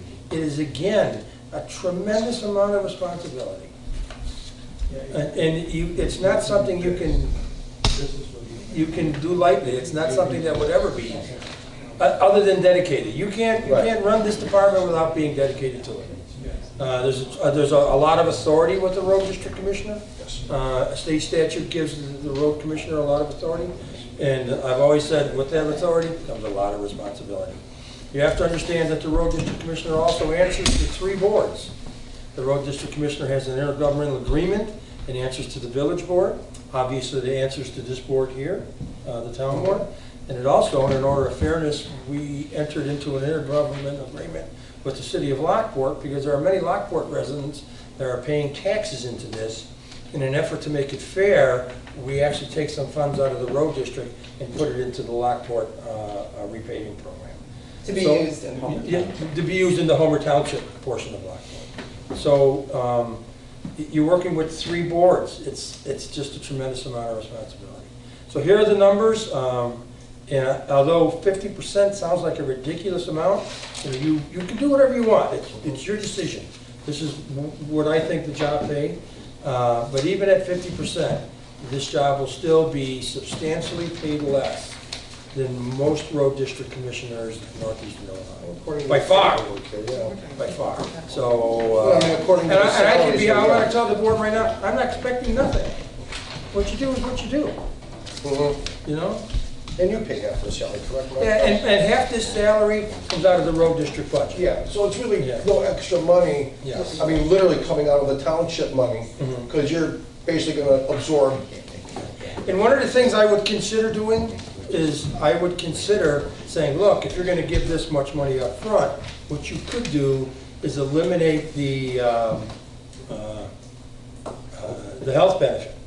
Because right now the health benefit that you're paying to the road district commissioner is about $20,000 a year. So if you can raise the salary, if you take away the health benefit, then So just let me clarify this then, Mike, if you give me a chance here. So what you're saying is you pay half the salary out of the road district funds, and you'd be willing to give up your health benefits, which is another $20,000. To give you an idea, right now you're paying $57,000 and $26,000. The township is paying out of your budget about $80,000 in the compensation for the road commissioner. Road commissioner. If you were to pay 50%, which is, I know that's a lot. Yes. That'd be 90, but you wouldn't be paying for the health benefit, and half of that would be coming out of the road district budget.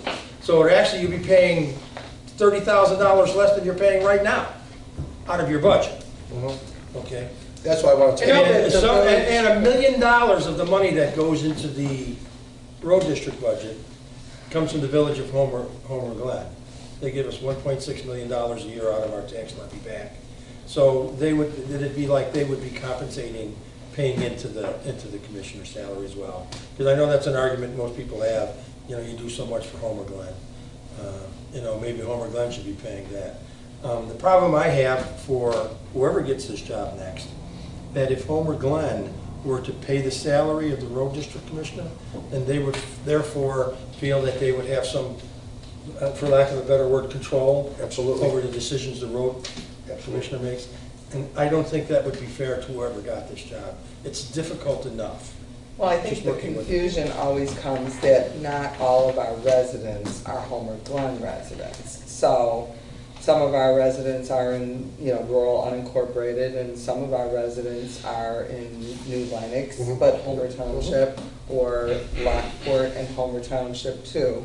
So I think if I understand what you're trying to say, you wouldn't want, even though you have an intergovernmental agreement with the village, they do not specifically provide any salary to you. No. And so you wouldn't want that. I don't know if that could happen or not. I was going to say, I don't know if that could happen or not anyways, but. That'd be kind of complex. Yeah, right, legally. Although I can understand if down the road, as part of an intergovernmental agreement, they would compensate the township for the funds. Right. So that, I think, that could be done. Right, so. But that wouldn't be Right. paying. And I know that Correct. the supervisor from New Lenox Township had contacted me, as all the townships contact each other, as I'm sure the villages and the cities do when they set their compensation, because it's all mandated by law, 180 days beforehand. And New Lenox had indicated to me, the township supervisor had indicated that they had raised their highway commissioner and their other salaries substantially. In exchange, they did take away the benefits. But, me personally, I have a little bit of an issue with the benefits in that, in their case, they all either had spouses that they could get insurance from, or they were eligible for retirement insurance and stuff like that. And does that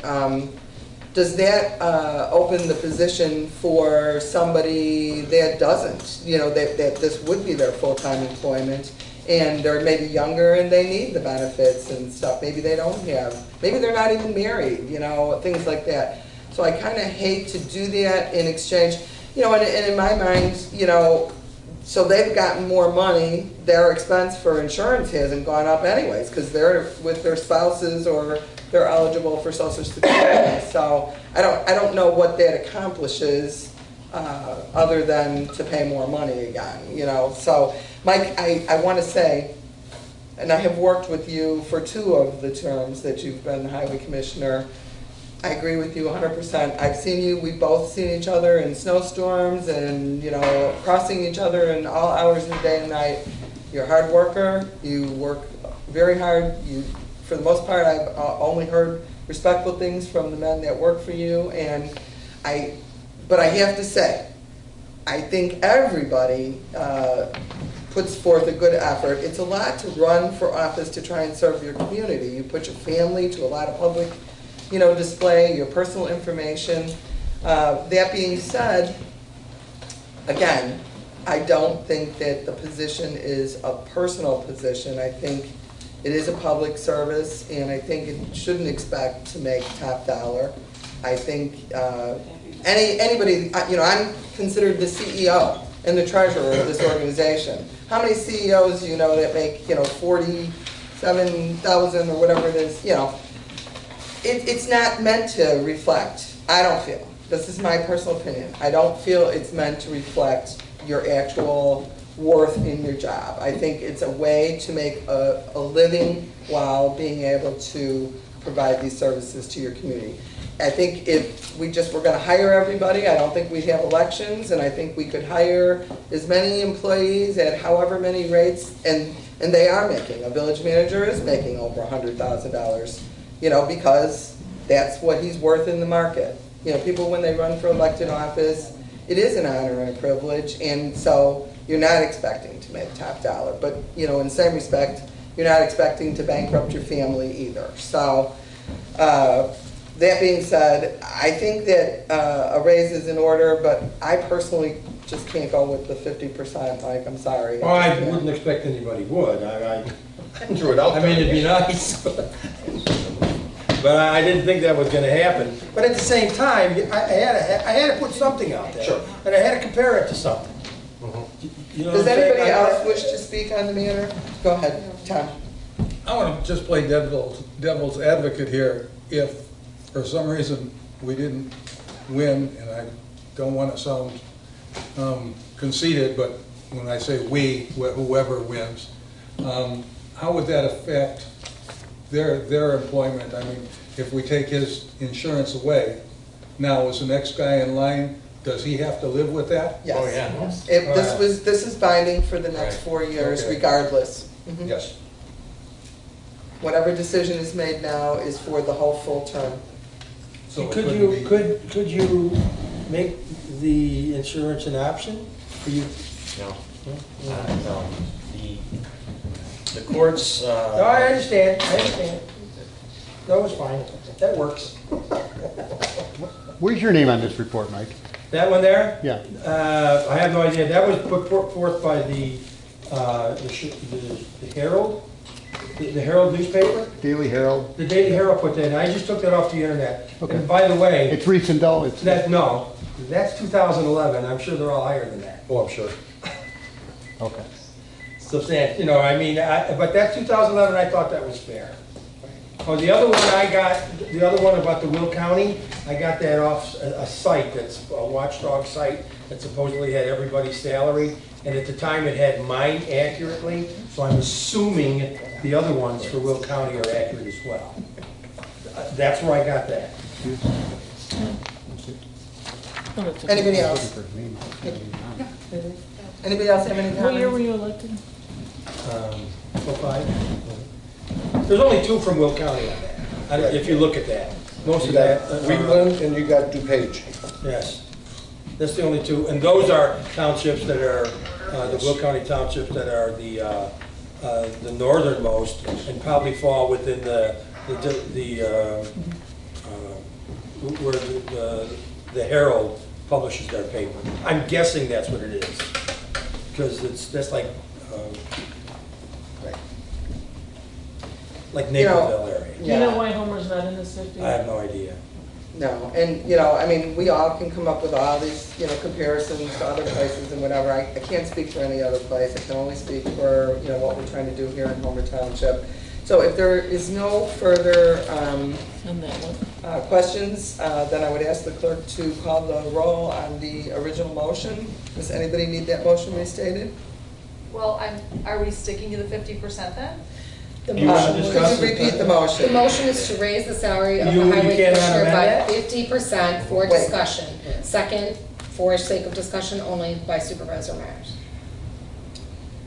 So that was the motion. No, parliamentary procedure allows people to amend and do all different things, but right now, that's the original motion. Well, I made the motion, so if I can amend my motion, to change from the 50% to this middle salary presentation to 40%, 20, 30, to 40% over the next, over the next 4 years. 20% right away, then 10%, then 5 and 5 the last 2 years.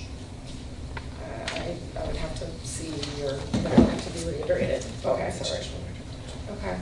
Okay, so you would like to amend your motion, the options presented by Highway Commissioner DeVivo, the middle option, which amounts to a total of 40% increase over 4 years, being plus 20% the first year, 10% the second year, 5% the third year, and 5% the last year. Is that correct? Yes, and we'll keep the insurance in there for the simple Okay. fact. Okay. I will agree to also amend or withdraw my second and put a second again to your Okay. new motion. Thank you.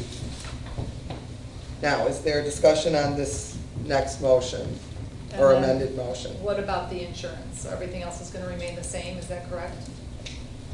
Was, like on this chart? Yeah, I mean, I think if I understand the attorney correctly, it's either all or nothing. You don't get to. Well, I'm just asking, what's Yeah. the motion? He said keep insurance. Right. Yeah. So what about the vehicle violation and all this other stuff? That all All of them are stays the same. yeses? Okay, I just want to make sure. Yeah, that's all stays the same. Just making sure. Okay, so let's amend your motion just to be sure. Yes. So you can amend it, or I can amend it, my second, or whatever, but we are by law supposed to indicate the benefits that come with the position, so Okay. that the public has the opportunity to Okay. know. So, we're looking at the increases previously stated. We're also looking at, as a full-time position, IMRF, health and dental. We do have vision, but by the way, we pay for our own vision. It's not provided by the township. It's just a voluntary program, just to let you all know. Mileage in vehicle, also. The mileage is on a board-approved basis, but he does have a vehicle. Yes. And would you also be accepting the fact that if it is a part-time position, Yes. it goes down to a fourth with no benefits? Yes. And that one half of the highway commissioner's salary still continues, and benefits are still continue to be paid out of the highway department? Correct. Yes. All right, if that is your amended motion, I Yes. will agree to amend my second, which gives the full scope. Does anybody have any further questions or discussions? Okay, you know, I'm just gonna say, I think it's way too much. I really think it's way too much. I made a motion for the other position salaries that I feel is fair to the taxpayers. I feel it complies with the tax cap All right, it's still being regulations. discussed. What would you feel comfortable with? I just was starting to say, I would feel comfortable with you being in line with the rest of the Just board 4%? members. The CPI or 3%, whichever is. I think if it's good enough for the other board members, I think it's also good enough for the highway commissioner. That's my opinion. We can take a vote on the amended motion and see what everybody else's opinion is. It's not anything personal, Mike. I understand. don't think anybody works harder than you. But I more than understand. have already said what I think these positions are. And I don't think that they should or ever will be fairly compensated. Probably not.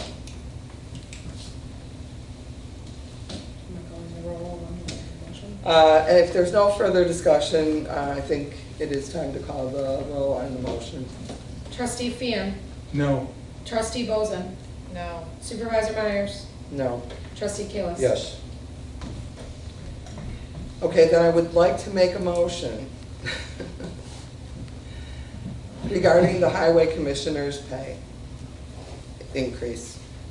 And I do believe that it should be in line with the others. I think it should be the CPI or 3%, whichever is lower. I think that the benefits should still be included, which are the IMRF, the health and dental, the mileage, the vehicle. I do believe that 1/2 of the highway commissioner's salary and benefits should continue to be paid out of the highway department's budget. I also do believe if the position is not a full-time position, then 1/4 of the above salary or the salary mentioned with no benefits should be applicable.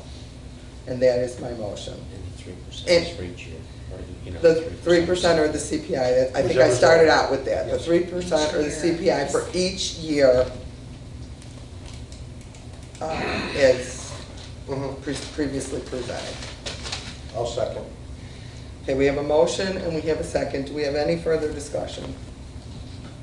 Hearing none, will the clerk call the roll? Trustee Kalis, Yes. Trustee Fian, Yes. Trustee Bozen, No. Supervisor Myers. Yes. Motion carries. Thank you all. I know this is a lot to sit through, but I hope it shows you that we do take this very seriously and we do respect the tax dollars that you entrust us with. Let's go on. I think we're in wrap-up mode here. Old Okay. business, I think, Supervisor? Yes, thank you very much. I do not have, unfortunately, an update on the Caton Farm Bruce Road SRA. We are waiting for a new transportation corridor. Excuse me, I would just ask if you are departing, if you would just quietly do so we can finish the business of the meeting, please. Thank you. Thank you very much. Thank you. Thank you very much.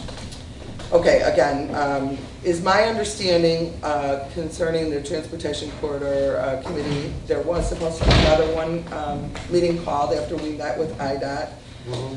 It is my understanding that the Will County Road Commissioner, Mr. Gould, is going to be retiring either in January or February. And so it is my understanding that they may be waiting for this. March. Now it's March? Okay.